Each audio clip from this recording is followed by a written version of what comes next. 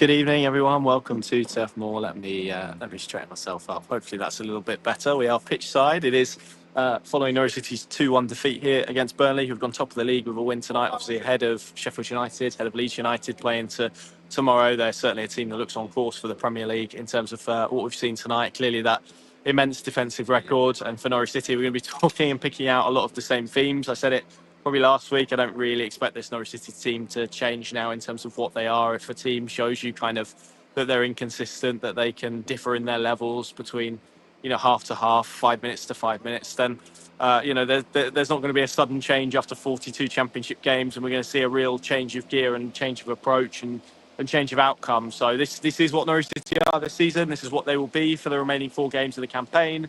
But I think the frustration tonight is probably that difference and disparity between the first half and the second half, which ultimately, when you come to a place like this against a team of the quality that Burnley have in abundance, you cannot play probably as poorly as Norwich played in the first half and expect to come away with anything. And the fact is that there's no team this season that's picked up 3 points here, and Burnley are on an insane run. If they'd have kept a clean sheet tonight, they'd have levelled the Football League record of 30, which was set by Port Vale, I think, in the 50s.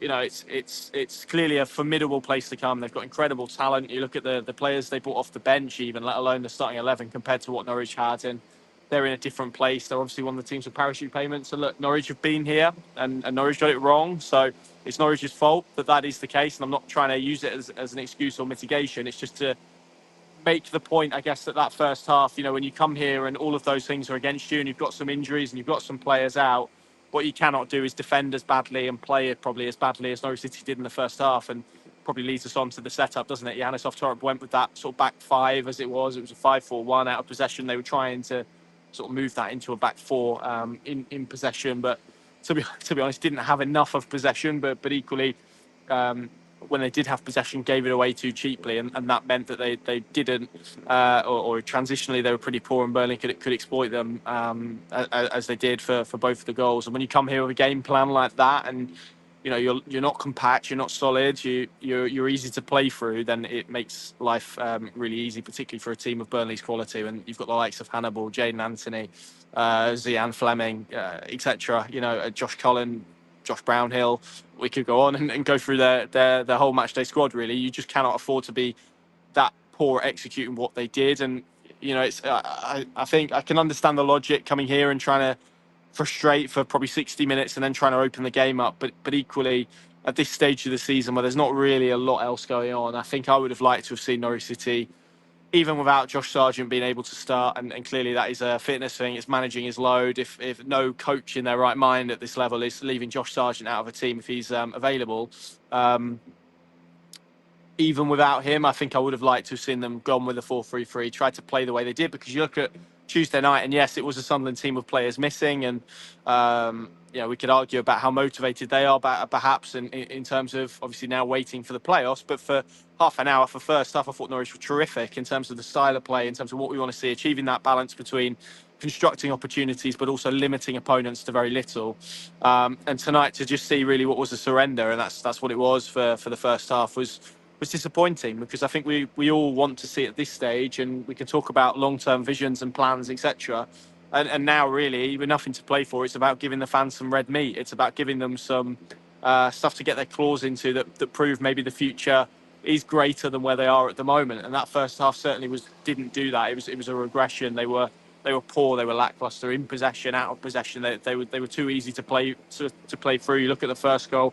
Hannibal has drifted away from Sorensen with ease and got in between McConville and Fisher. It's one very, very well executed long ball over the top, but it's quite simplistic.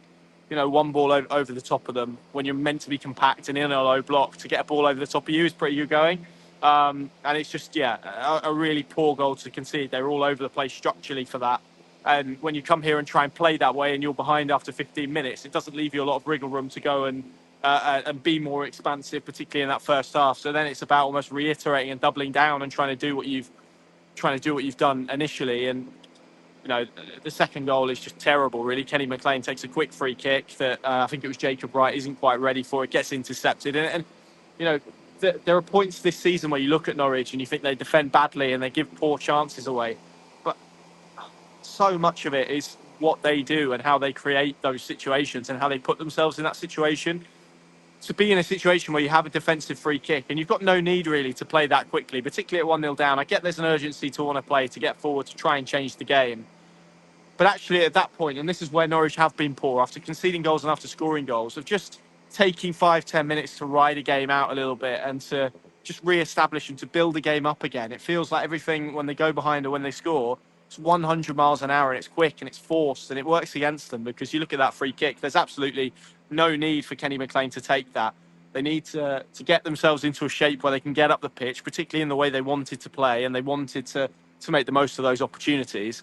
You have to feel your way up the pitch and build it. You don't do that by taking a quick free kick, giving the ball away, to then let a player of Jayden Anthony's quality up against your back four. And when that's the case, and you're then asking your defenders to be quite desperate situations, they're on the back foot, there's always the risk that there's going to be a shot that gets deflected and ends up in the back of your net. And that is the frustration, because with this Norwich team, one quickly becomes two, and they give themselves a mountain to climb. You look at the last three away games. Bristol City, they were 2-0 down inside the opening half an hour there. Plymouth, 2-0 down inside the opening half an hour there. Tonight, 2-0 down inside the opening half an hour. If you do that at this level, you don't win games. You will not win games. And that is something that, as we begin to look to next season, has to be radically addressed, as does the away form. And it's not just here tonight. It's difficult coming here. Every team has found it difficult here this season. This is a really well-drilled, well-coached team. Fine. But equally, we weren't saying that about Plymouth last weekend, and it was the same story. We weren't saying that against Bristol City, albeit they are a good team in the top six of the Championship. And we weren't talking about that at QPR and at various other places that Norwich City have let games just go. And this is it. On the moments that matter, this Norwich team isn't good enough, isn't capable enough, and that's the frustration. So that first half, I think Johannes Hoftrup got it wrong in terms of the way they set up. I can understand why, after what happened against West Brom and that approach and the success it had, that that maybe you try and replicate that, because equally, there's no guarantee that if Norwich played in a 4-3-3 tonight and they tried to go toe-to-toe with Burnley, they wouldn't have been 2-0 down. But I think almost for optics and for some of that red meat we're talking about, what we want to see at this stage, 4 games out from the end of the season, is a head coach trying to build something, trying to play for something. And particularly when so much of it was predicated on, this is the way we're going to play, this is come what may, we're going to go to all the grounds and play in this way. So when you don't do that, I think you're right to feel a little bit shortchanged. And at half-time, really, it felt like it could have been anything. Hannibal hit the post just before the break, and if that would have been 3, I think Norwich maybe would have gone under. But it was 2. They brought Josh Sargent on at half-time. We can debate the whys and why nots of Josh Sargent coming on at half-time, but I can understand why 3 games in 6 days they don't want to injure him. But at the same time, you've got a week to go. I think you probably start him and try and get 60 out of him.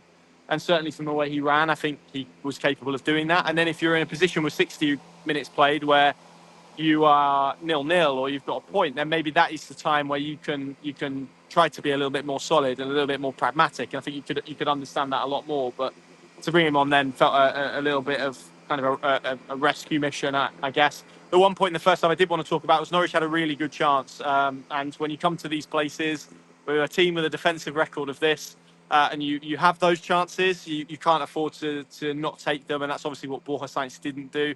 It was a lovely pass from Jakob Sorensen, actually, of all people. Brilliant ball in behind. Sainz latched onto it, and it's just a little dink. And actually, it's the type of finish that I think earlier on in the season we would associate with Sainz just putting in the back of the net pretty nonchalantly, and we will move on. But yeah, probably a sign of maybe where his season has drifted to a little bit, that he was unable to. Difficult finish, albeit he had to get it up and over, and the right technique on it. But he's a good enough player to execute that. And as Johannes Hoftrup says, I think you would expect him in those positions, one-on-one with a goalkeeper, albeit at a slight angle, to put that in the back of the net. So that was the first half. Second half, I thought Norwich were much better, to be honest. It is easy, and I know, because when I played at a very bad level, it's easy to play when you're 2-0 down. Yeah, I'll have the ball when I'm 2-0 down, because there's no pressure on me. If I make a mistake and it's 3-0, well, it was 2-0 beforehand and it was already bad. There's no pressure and expectation on you. So, to be honest, it's easy to play, and it's easy to knock the ball around. It's easy to look a little bit better at 2-0. But they weren't. And when they went back to what we know and what we've seen at this Norwich team at its very peak this season is their best, they looked more than a match for Burnley. And that's not to say that Burnley weren't in second, third or fourth gear at that stage. And clearly game state had a lot to dictate about it, because Burnley were 2-0 up. They were cruising. They were pretty happy. They know they just needed a win here tonight. It wasn't about winning by 3 or 4. It was just about winning, getting 3 points and getting themselves to the top of the Championship table. So they didn't necessarily need to come out. They didn't need to come out and apply loads of pressure. You can tell they're pretty confident in their defensive shape. I mean, Steve at the back is a phenomenal defender for the level. He's a Premier League defender, really. Trafford, clearly an England international goalkeeper. They're more than comfortable to not have the ball and to play without the ball. Norwich had a lot of the ball, and I felt had a lot better opportunities, broke the Burnley press a lot more, had chances to get in behind, at least played with a bit more intent and a bit more rhythm, which was missing from the first half, where they were so lacklustre in possession and just so poor in terms of some of their decision making. It was better.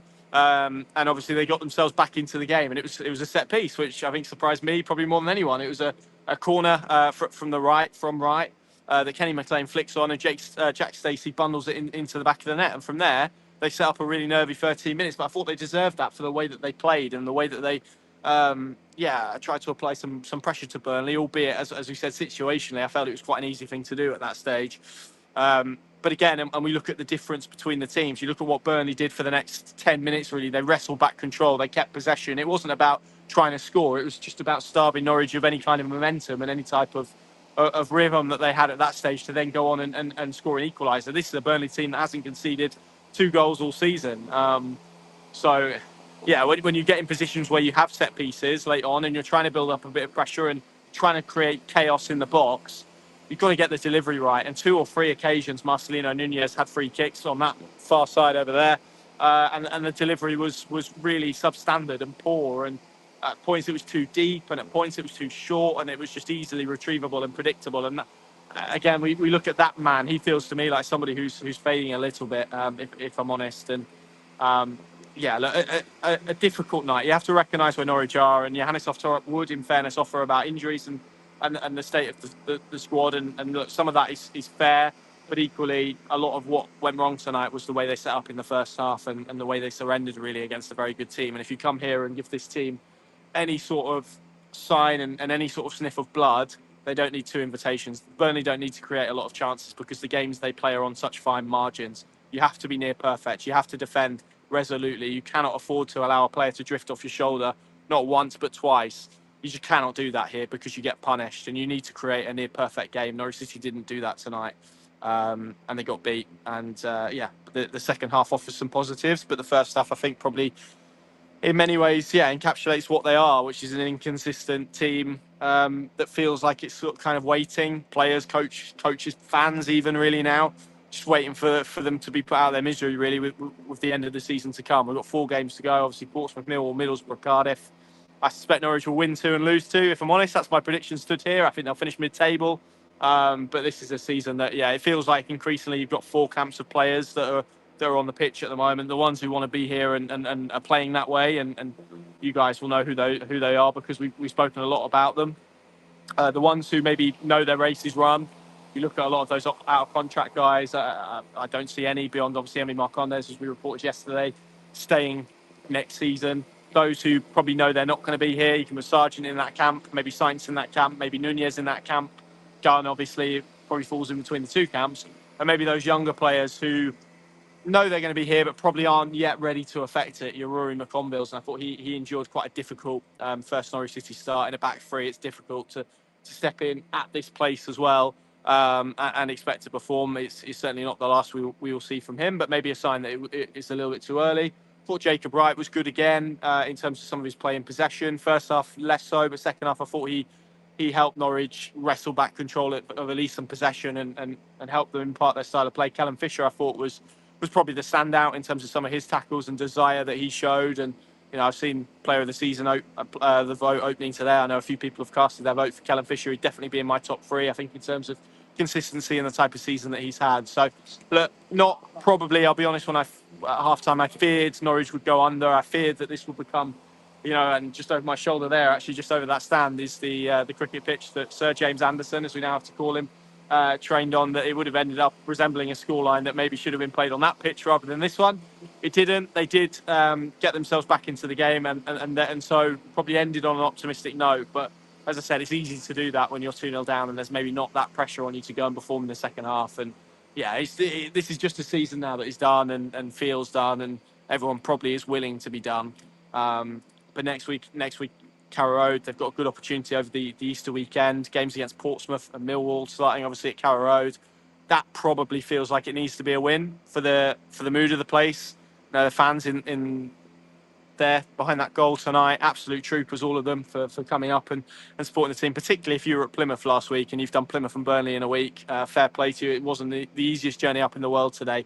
It feels like now, just in terms of goodwill and enthusiasm and optimism heading into the summer, could really do with a decent return. And that is now the challenge for Johannes Oftorp and this team. Can they go and win 3 out of the last 4? Can they go unbeaten for the final 4? That is now the challenge. And it's just, I guess, how infused maybe those in the dressing room are, and it feels like there's a lot of them maybe who aren't, to be brutally honest, and you can maybe understand that for where they are in the table. But clearly, I think we all need to see a bit more of signs that this is something going into the summer that certainly in year 2 can show more signs of progression, if not be significantly better than it is. Because if it's not, then people are going to lose patience very quickly, and you can understand why.